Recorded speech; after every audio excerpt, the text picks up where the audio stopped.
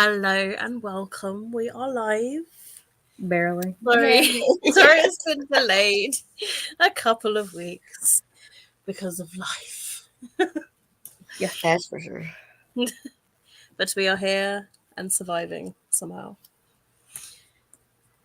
I probably don't need to introduce anybody because if you're here, you may have seen Alicia and Sam already. But yes, we are the clan of the book club. So yeah, today we are here to discuss Get a Life, Chloe Brown by Talia Hibbert. I have mine. I don't have mine because I did library book and audio. So Dramatic reading time. Yep. My favorite time. Chloe Brown is a chronically ill computer geek with a goal, a plan, and a list. After almost but not quite dying, she comes up with a list of directives to help her get a life. Enjoy a drunken night out. Ride on a motorbike. Go camping. Have meaningless but thoroughly enjoyable sex. Travel the world but nothing but hand luggage. And do something bad. But it's not easy being bad, even when you've written out step-by-step guidelines. What Chloe needs is a teacher, and she knows just the man for the job. Redford Red Morgan, with tattoos and a motorbike. Red is the perfect helper in her mission to rebel. But as they spend more time together, Chloe realizes there's much more to him than his tough exterior implies, and soon she's left wanting things that she never expected. Maybe there's more to her life than her list has ever imagined. Dum, dum, dum. I like how as soon as you said sex, Harry starts yowling in the background. Oh no. Drunken as night. Be losing. He just like goes walking down the hallway and gets into the bedroom and starts yelling. Like, not again! Hi, Lucinda. Welcome. Drunken night out is my plan. Oh my. Oh my goodness. All right. So, what format did you guys read it in? I listened to the audiobook. I did mostly audiobook. This is a reread for me, and I did audio the first time around, and I started reading it physically and then ended up switching back to audio for most of the time. I did both physical and audio. Immersion reading. What did you rate the book? Especially the second time around. I think it did 4.5. I think it's still a solid 4.5 for me. Yeah, I think that's what I did, 4. So I think the first time I read this, I gave it a 4. And then this time I enjoyed it more and I gave it a 4.5. Ooh. I don't know. Maybe I wasn't quite in the right mood for it. I don't know. Sometimes things happen. But Yeah. I was enjoying listening to the audiobook. I was focusing more on it this time, maybe. Yeah, I actually remembered a lot more of it this time around than I like originally thought I would, because I think there was at least about a year or two in between since I had like previously read it, so I'm surprised I remembered as much as I did, because sometimes I don't remember all that much. Yeah, I'm the same. I feel like it was the second half I needed a little refresher on, but I remembered things like with the cat and the tree and all those things. This was my first read through. And there's no rereading for me. I was first to read it. Would you reread it? I'm sorry, Harry, and I don't have friends playing for you. He's like looking up at the TV like, why is my show stopped? Like, we're sorry. So, characters, who was your most favorite character? Smudge. The cat. Smudge the cat. Yeah.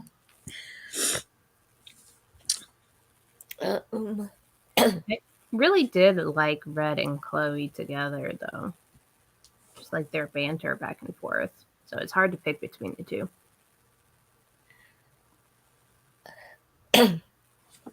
I think I like Red better. Chloe took a little bit to grow on me because in the beginning she was so whiny, and I was like, can we not? But as the book progressed, then I was like, okay, where are we going with this? I think like I quite liked the sisters, Danny and Eve. Like Yeah. I'm intrigued to read their stories. Yeah, I agree. I like them kind of just like popping in from time to time and how they were worried about Chloe with her health and stuff. So I like that. Even or they like had, or like teasing her and stuff about her. yeah, Yeah. Her and Red. that's what I was gonna say. They had like the sisterly banter. But yeah, I probably would say them because they seem quite spunky. What about least favorite character?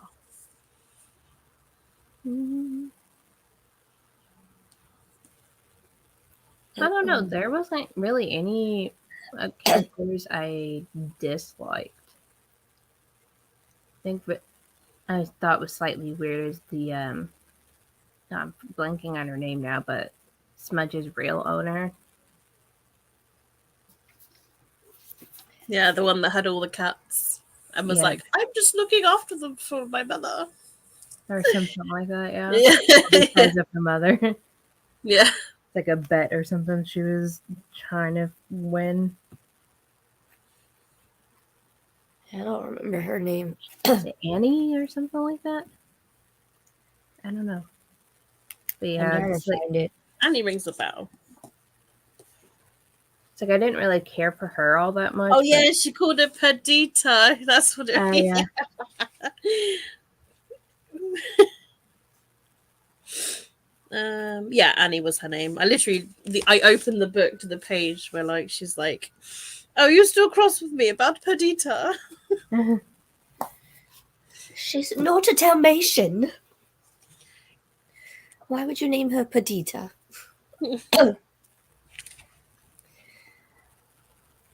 yeah, I think just like at first I was a little thrown off, but like she definitely like I kind of warmed up to her after a while. So there wasn't really anybody I actively disliked.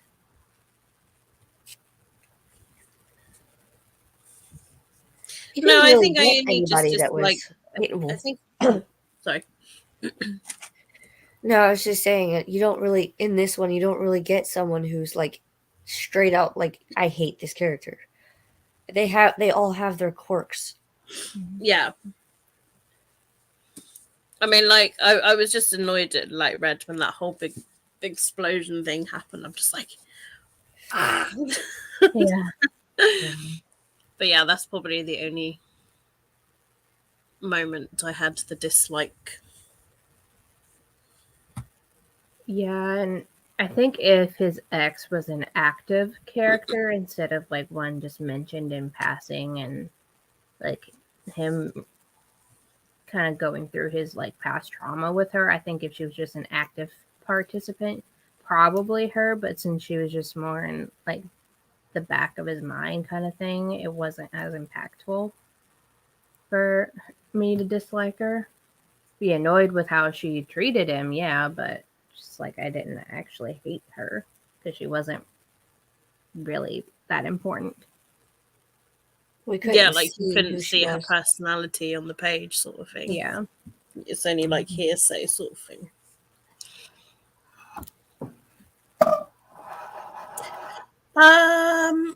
What did you think about the story in general, the main plot? I really enjoyed it because it felt more like slice of life than really I think it was meant to be.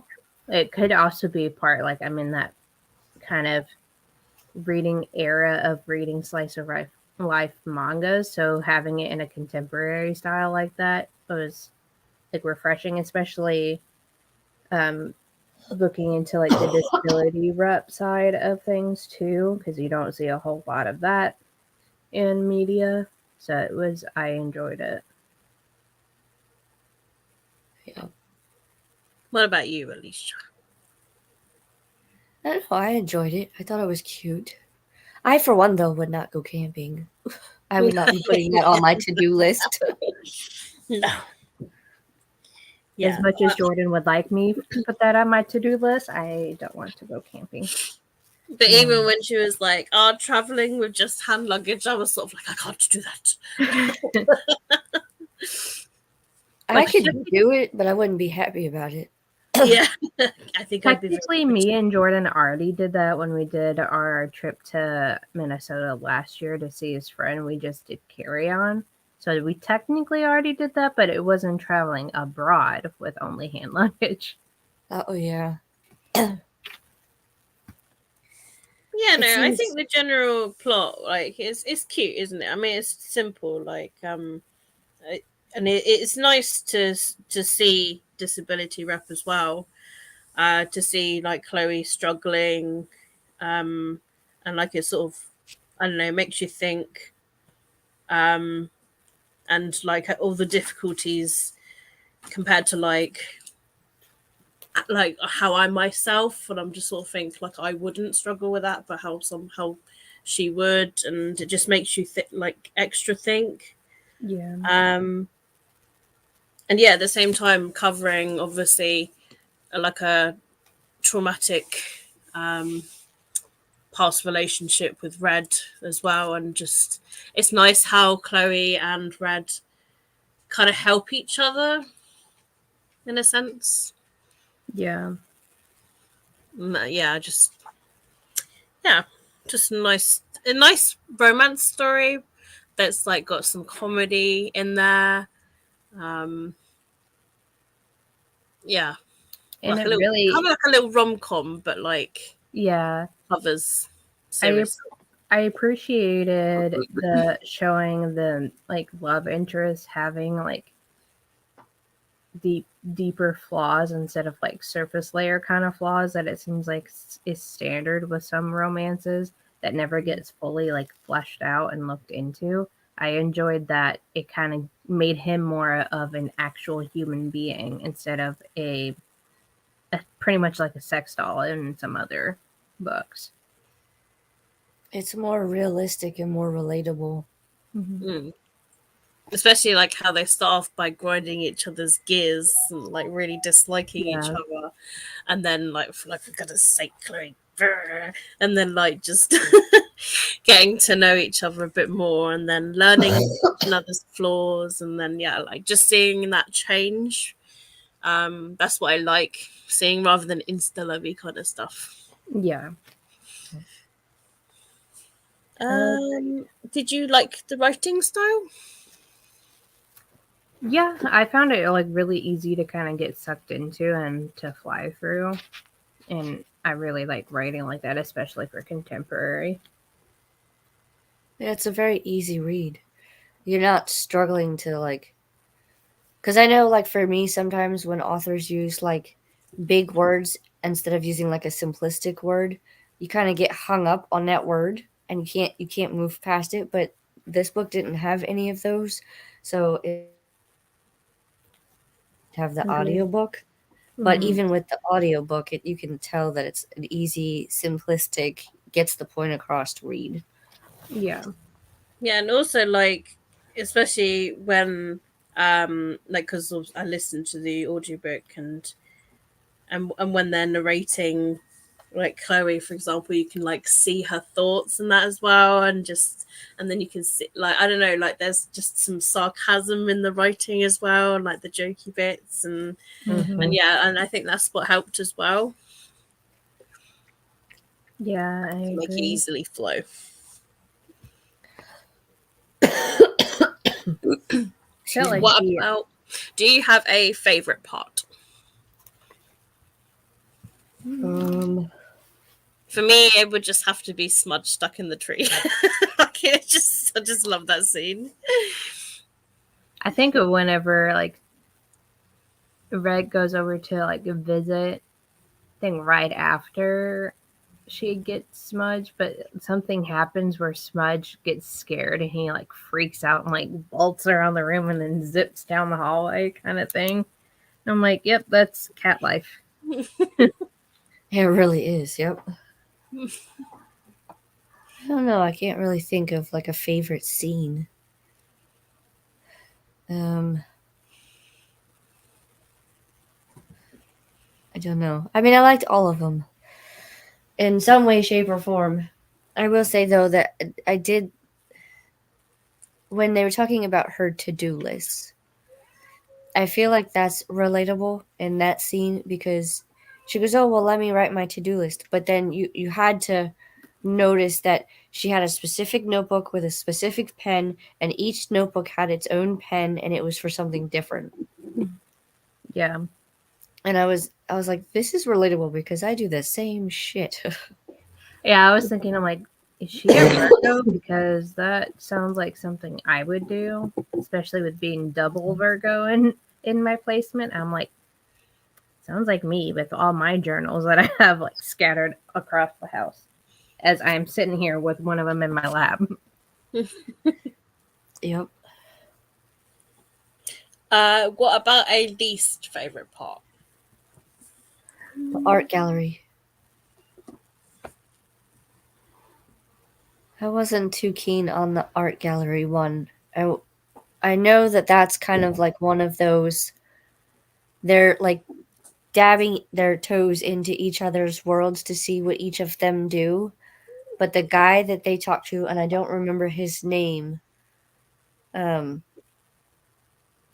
he just kind of seemed like it was almost like a "how dare you show your face here" type.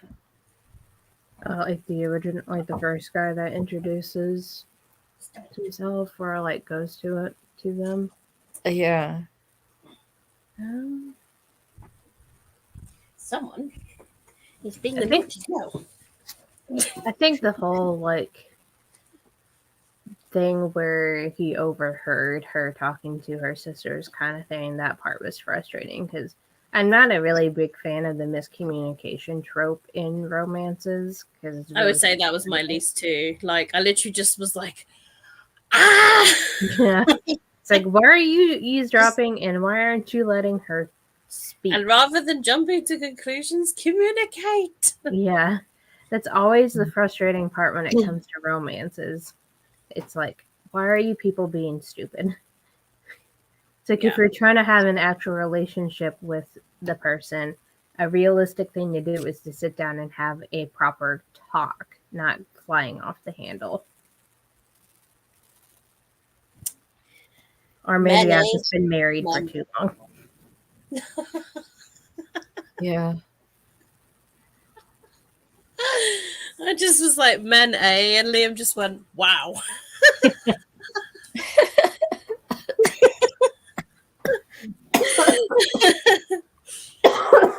Damn.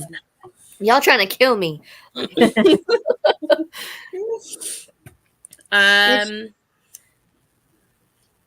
So, I mean, this probably doesn't relate so much to me and Sam because we have already reread it, but would you reread it, Alicia? Yeah, I'll reread it. I mean, it's a cute story, so I mean, and because it's so easy to read, I mean, if I need like I don't want to say palate cleanser because it's not that, but like if I need a quick, easy read to like get through like a slump or something, then it's gonna help. Or So I like would reread it. or like a quick read for like a readathon or something that like it would be something you can just pop on in the background and go. Exactly.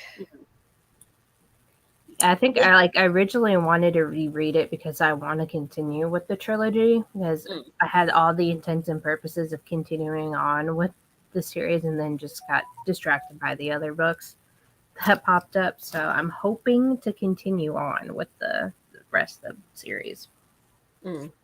I would like to continue, yeah. Yeah, I think this helped to like refresh myself ready. So hopefully I don't leave it too long this time to. Yeah, really. You and me both. um, would you recommend and buy this book for somebody else as a gift? 100%, yeah. Yeah, I would as well. Yep. Because just the diversity rep in here, like interracial couples representation, disability, all that. Because I think this book was the first book I read that had fibromyalgia rep in it. So I was interested in seeing how that was handled. Because I know of like just a couple of people in my life who deal with fibromyalgia, and you don't really hear much about it other than just that person's having a down day because they're having a high pain day kind of thing. Mm. So it was nice to see like what else could happen with that disability. Yeah. Would you read another book by this author? Obviously, we have to finish the series. At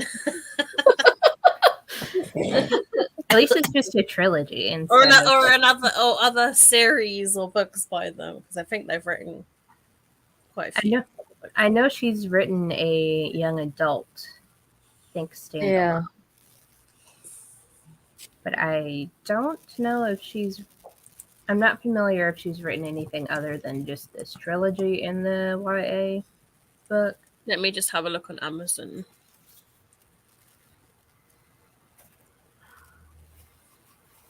Load. Katie the Sleuth.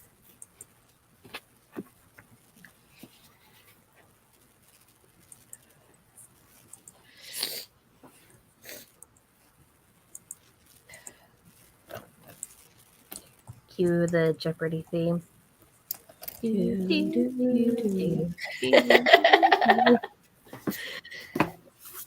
here we go. What have we got here? The Fake Boyfriend Fiasco. I haven't heard of that one. No, I hadn't either. But apparently Is that it came a new out one? in When did it come 2018. out? I wonder if that one came out Might be before their this before trilogy. works backlist, I suppose. Yeah. And there's another one here called The Roommate Risk as well, and that was 2018 as well.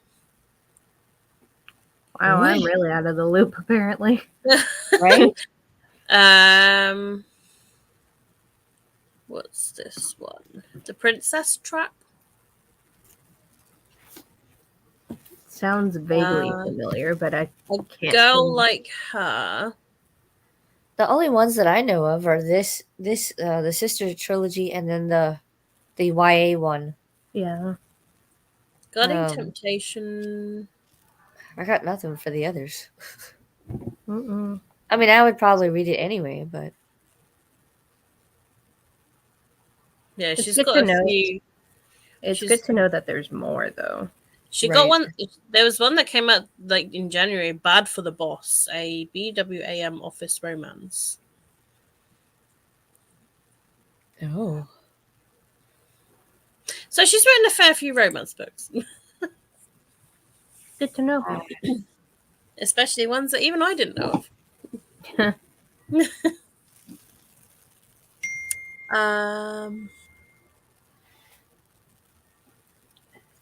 Well, we kind of already answered that. Would you like another book from the world? Because there are 2 other books from that. What books would you recommend that are similar? all of them. I would say Allie Hazelwood. I was thinking Annie Hazelwood. Yeah, Because the one that, yeah, like what was it, Love on the Brain that we read not too long ago? That one had diabetes rep in it.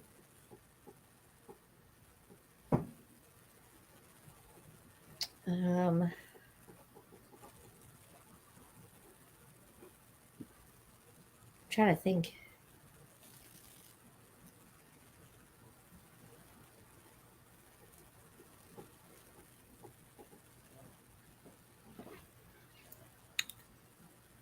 My brain is drawing a blank. I mean, if you're just going down the rom-com rabbit hole, then I mean, there's anything from The Spanish Love Deception to anything by Ali Hazelwood, anything by what's that one author? Christina Lauren. Mm-hmm. There's also I love theoretically is what I was thinking of. Yeah, I was trying to think. I was like, I don't think we read Love on the Brain. I'm like just racking my brain because really the only one that comes straight to mind is one of hers I'm currently reading. So that doesn't have anything to do with this particular scenario. Which book would you recommend? trying to think of what else we've read. I mean, pretty much any rom-com or any kind of book that has similar representation. Yeah. I also like that Chloe not being like a stereotypical skinny girl plus Yes. size rep in this. Yeah, this book has a lot of different reps in it, which is nice because you can see all the diversity that's presented in the book to the readers. Yeah. I'm just trying to scroll through Goodreads and see if anything pops up that I've read that I think would be a good fit. The only author I literally can think of really that compares is just like Ali Hazelwood, really. Yeah, she's done some good stuff. I think I've read all of her books now, with the exception of Check and Mate and the 3 short story anthology thing. Yeah, Loathe to Love You, Check and Mate.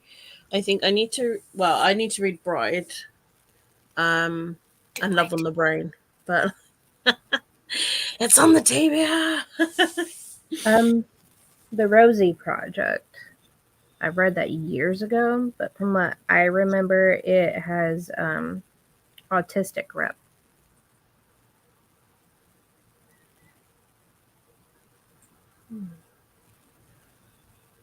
Or it's supposed to have autistic rep in it.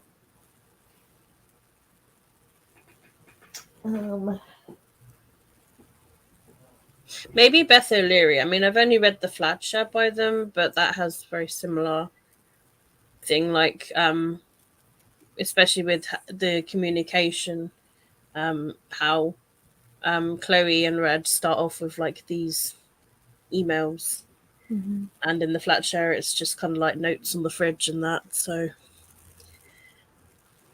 I've also got rom-coms like Tessa Bailey's. Yeah, we can kind of go with It Happened One Summer being like kind of rich girl meets like rugged kind of guy. rich and rugged. What a great combination. Are there any other comments or things you can think of about the book that we haven't discussed? What do you ladies think of the narrator for the audiobooks? She did all right. So I really thought she did a good job. I forget, did they have 2 or just 1? 1. Yeah, it was just one. It was a woman. And I remember like she narrated Red like with a very northern accent. I like button. At first, I wasn't sure about the accent of his character. I was like, I'm not sure now. I loved her into the voice that she gave the grandmother, though. The grandmother is like perfect. Oh yeah. That her grandma was something else. Yeah. I don't know what to make of her grandma. She's like, all right, enough already. She kind of sounds like my husband's grandma, She's a very eclectic wearing, like she wears animal print, and if you ever see her house, you understand like where she's coming from. But like when she decorates, she has no sense whatsoever. Like she's got furniture in front of furniture. And there's no theme to or rhyme or reason. It's just a very eclectic, like you could walk into the room and you would see like one pattern on the rug, and then there's the couch that has a completely different pattern that doesn't go with the rug pattern, and then like it's just a mixed match of and I feel like that would be Chloe's grandmother's house. Like if you went to her house, you would see eclectic, no like rhyme or reason, no theming, nothing. I automatically pictured Eartha Kitt as her grandmother. Who's that? Oh, she did the I think if I'm remembering correctly, I believe she did the voice of Yzma from Emperor's New Groove. Oh. Yeah, Yeah. I could see it. Especially if she dressed it like Yzma. That would be hilarious. She's got like a distinct voice. This woman, yeah. Yes. She was I a see. Catwoman in the original Batman TV show. She sang Santa Baby originally. Oh, I gotcha. She was also in Holes. She played the like the gypsy lady, or Romani lady, I should say. Oh my God, Holes! I haven't seen that in years. I I don't know, think I've right? ever seen it. due a rewatch of that, to be honest. I don't think I've seen Holes before. I only ever watched it as like it was in school when you have those silly DVD days where they just don't know what to do with you. Let's put on a film, and they just put on Holes. I just remember that. I They're was like, why am here, I watch watching this this weird movie. prison DVD? But honestly, if you Google her role in Holes and the way that she's dressed in that is kind of what I'm picturing her being as Chloe's grandmother. Just like the way that she's described as being like kind of like flamboyant and like movie starish is exactly how I kind of picture like Eartha Kitt being in that role. Isn't she smoking this one too? Like she's always sitting outside or smoking or something. Something like that. And I think picture her having like the long ci- one that holds the cigarette. yeah, like a cigarette holder. Yeah, kind I of see what you mean because I was imagining her having this headscarf thing as well. Yeah.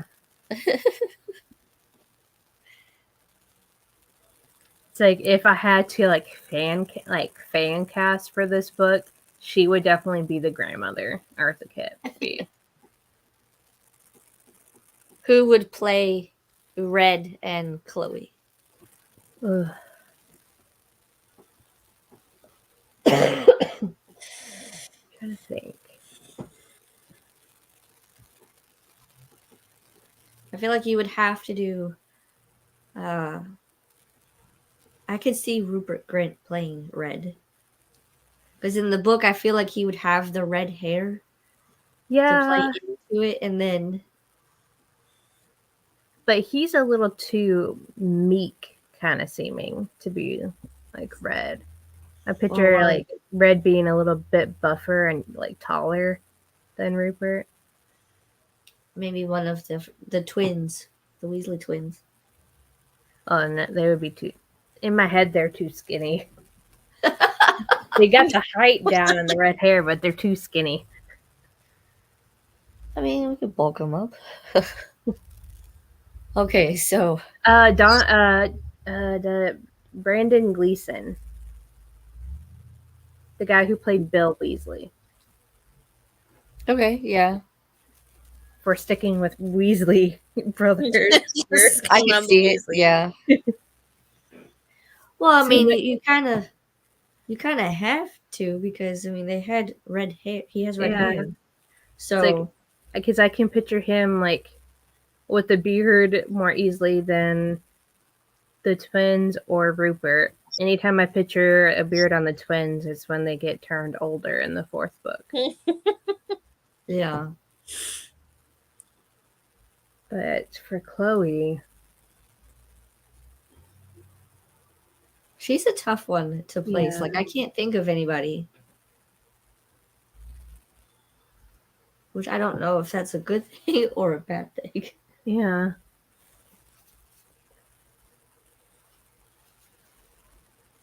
Hmm.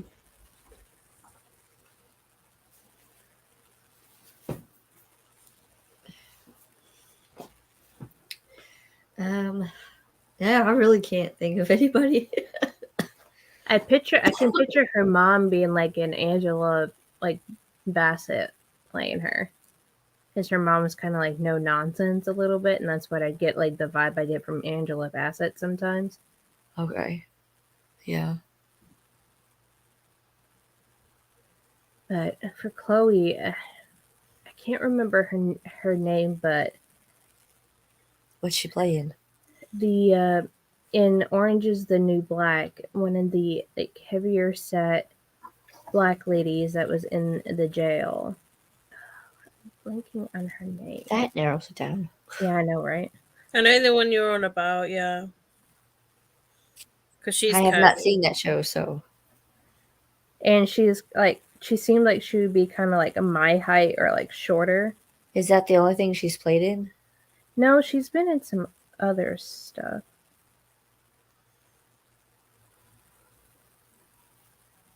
I was going to say Leslie Jones, but I think she's too tall. She was the one that played in the female cast at Ghostbusters. I think. Daniela Brooks is her name. She played Tasha. Oh. I know nothing of that sort. Her. Yes. Yeah, I could see it. Yeah, Look, Katie. her. Hmm. I can picture her being Chloe. So her and Bill Weasley. Yep.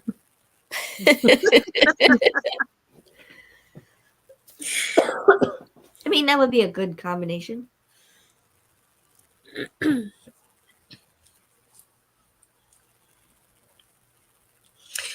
So, shall we wrap this up now? Who was hosting next month? I believe it's me. And hold on one second. I have to let the boy inside, apparently. Yeah, I think I had part two. I'm a coming.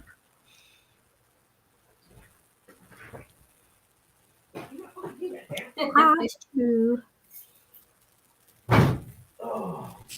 Okay. I just hear like the deadbolt turn, and I'm like, hold on. Yeah, I think it is my turn. Cool. So, for the next 2 months, we have House of Flame and Shadow by Sarah J. Maas. Have any of you got the book? I do have the book. I just haven't started it yet. I have the book, but You have it to hold up because mine's in the other room. Oh no, it's not. Mine's in the other room. Here, hang on. I moved it. There we are. pull a picture up on the screen. House It of looks Flame like and this. Shadow of the Beast. So, part 1, we are reading up to chapter 46. I need to So make that note of will that. be April. Ouch. 13th of April? The 13th. Unless we Yep. have to push back again. Yep, unless things happen. So chapter Hopefully not. 46. Yeah, Okay. that's the halfway mark. I'm sure I've written it down somewhere else, but I wrote it down again. Yeah, just to make chapter it- 46. I mean, in this UK one, it's page 418. It's probably roughly the same for you guys, but We have Yes. 835 pages. oh yeah, the beast. I will probably just read the whole damn thing in one sitting. Well, not in one sitting, but I'll just read the whole Yeah. thing. I mean, I've been listening to an audiobook, and I've just, as soon as I reached the chapter, I was like, well, I might as well continue. I have questions that I need to see if they get answered. Well, we know that. I've been hearing a lot of, like, no one says anything because they know they don't want to spoil it, but I've been hearing very mixed things about this book, and I'm like, oh, please tell me. Just answer my questions, please, and I'll be happy. Well, I If you need to don't know what answer your my questions I'm are. gonna be pissed. Right? Yeah, we need a PDF sheet of your questions. That way we can both print it out, and while we do our read, we can see if you See if get they your get answered. while we read if it's been answered or not. I will send the questions to you. Yeah, especially if you think, I don't think this got answered, and then we can like work together. Say If yes it or no. did get answered or not. Then we can Yeah. use those questions to talk about the Yeah. book. So yes, 13th of April, same time. Pending. Pending. Yep. To But be it will determined. be on Sam's channel. Yep. So thank you very much if you're viewing this now or viewing it later. Much appreciated. And we hope that you will join in with reading House of Flame and Shadow with us and to answer all the questions. So, bye everyone. Bye.